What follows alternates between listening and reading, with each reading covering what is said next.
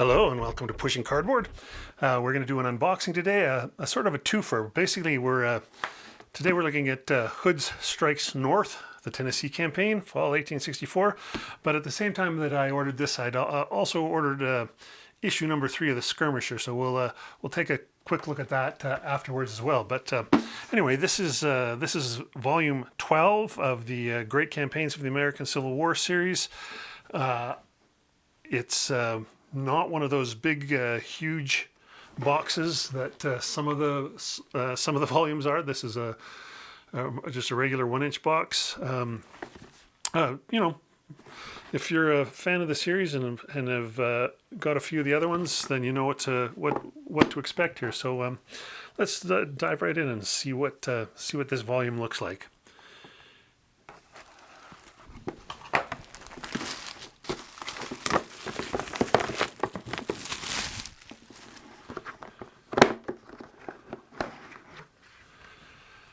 Okay, here we go. The standard card that they always put in to tell you what's supposed to be in the box. This would be the exclusive rules for the game. I'm sure you're supposed to have the series rules already, is what I sort of imagine. Or maybe this has got complete contained. Maybe you don't need the series rule. Maybe it's all right here.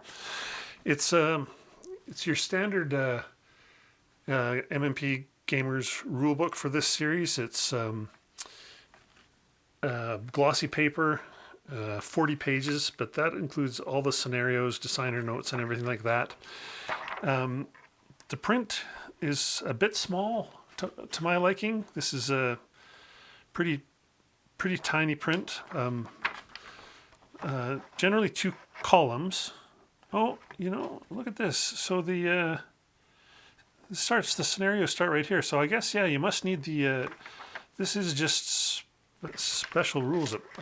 This must just be rules specific to this game, because the scenarios start right away here. We got 4,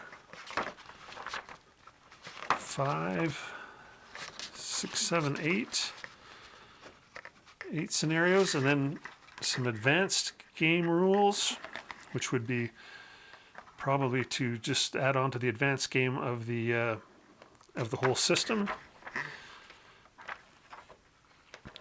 Yeah, so there you go. That's what the rule book looks like.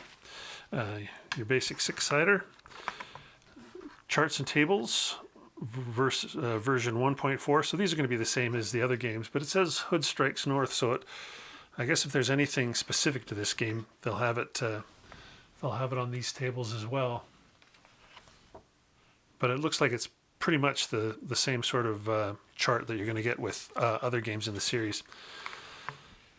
Here's the counters, some 1/2-inch counters, as you're probably familiar with. Let's zoom in and have a closer look at some of these here. There's Union leaders, Union units, and then some markers. Over here we have the Confederate leaders. Not a ton of counters here. Like that's unless there's another sheet, that's not too many. Here's the back side.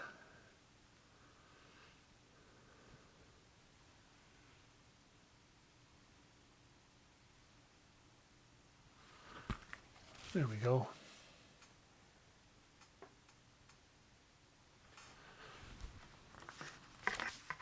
Oh, look, there is a copy of the GCACW basic game rules. So, maybe if I dig a little farther, there's going to be advanced game. Who knows? So another rule book similar to the first one. This one, what do we got here for page? Just 24 pages. But this is, your standard rules. This is for the basic game. Again, the font size is kind of small. I don't like. Is printing that expensive that it would kill them to make a rule book sort of, I don't know, 6 pages longer, or 8 pages longer, but gave us a slightly bigger font size. Anyway, you know, that's something you worry about more as you get older. Let's see if there's a... No, that's it. That's it for rule books. Here's the map, paper map, and I think, we'll see, but I think this is a one mapper.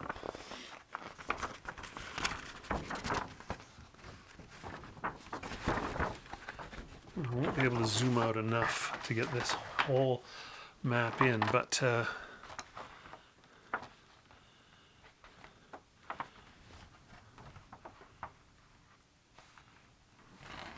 Murfreesboro down in this corner, Linville out this way, Williamsport up there, Cumberland River up there. Well, I can't show you the whole map, but I can zoom in and let you have sort of a look at what the map looks like. It's a good looking map, clear. The terrain stuff doesn't spill from hex to hex, so everything's fairly clear. A lot of place names on here, which is I like these maps, but if there's one thing they do, it does feel like they go a little bit, they're a little bit busy, right? There's a like just about every hex through here has a place name on it. But anyway, not the end of the world.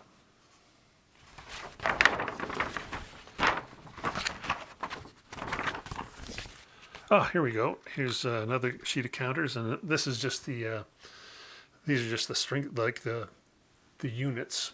So not a ton to see here, but I'll let you see it all the same. So I'm assuming those are strength points for either side that get piled on with the with their brigade leaders or whatever the size leaders are. I didn't actually have a good look at the other side. They're flipped over to their disorganized side, and then we have some fatigue markers and a few more things like breastworks and forts and things like that. Another copy of the player aid card, a terrain effects card. Oh, so many different terrain effects that it's double-sided. That's interesting. That's a lot. And then the last couple things, we have a Union Force display, which doubles as there's a movement track and then a victory point track. And this should be single-sided.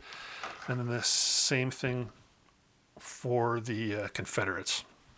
And then your second die. So so that's everything that fits in there. It's like I said, if you've played any of these games before, that's going to all look pretty familiar to you. Now, at the same time that I ordered that, I also ordered issue number 3 of the Skirmisher, which is a magazine that that's basically dedicated to the GCACW series, as I understand it. This is my first issue. It's jam-packed with stuff. Just like the rule books, my only I've had a little look through this already. My only real criticism is that, again, the font size is just tiny. And I guess the other thing is there's a couple things in here. There's a thing called Atlanta is Ours Light, which is a different version of the Atlanta is Ours. Different set of rules for that to make it easier, I guess. And then there's a big, I think there's a big Gettysburg set of rules in here or something. Maybe not. Oh yeah, the long roads to Gettysburg. Yeah, that's so that's another set of rules for another sort of campaign game tie together or something like that. The only thing I would say that is a bit tricky here is that some of the counters that you would need to play this, they didn't get published in the Roads to Gettysburg 2 game, which is what this Long Roads to Gettysburg ties in. So they were published in a different game. I think Stonewall Jackson's Way. I don't know. It says here somewhere. Anyway, there's probably some counters that you would need to use if you're going to get full value out of this magazine.